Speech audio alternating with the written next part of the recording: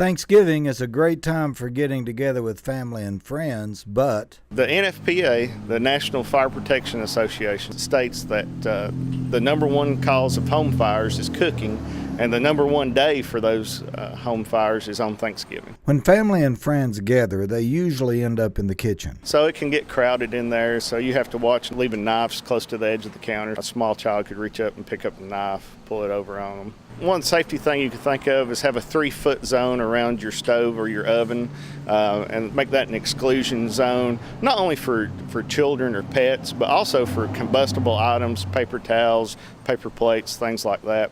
And then also you can run into things with your pot handles. Always turn those away from the edge of the stove so somebody walking by can't knock them off, or a young child reach up and pull them down on them. A lot of people are planning on deep frying their turkey this Thanksgiving in a deep fryer like this one. There are some potential hazards.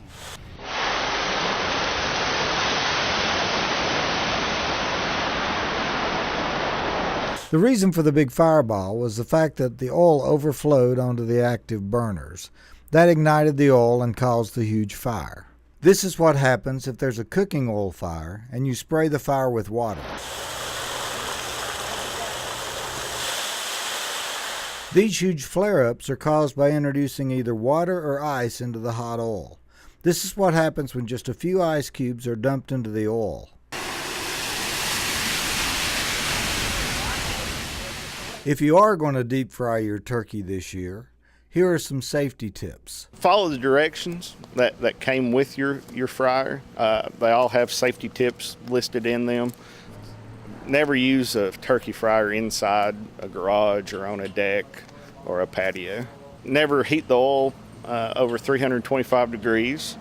Use a cooking thermometer to check the oil. If something should happen and you forget it or leave it and the oil gets to 400 degrees, turn it off and let it cool down. You need to have some type of well-insulated glove that is somewhat flame retardant, an oven mitt. They make some heavy cooking gloves. Never drop anything from a height. Always lower whatever you're cooking, whether it's a turkey or whatever. When you lower it into grease, lower it very slowly.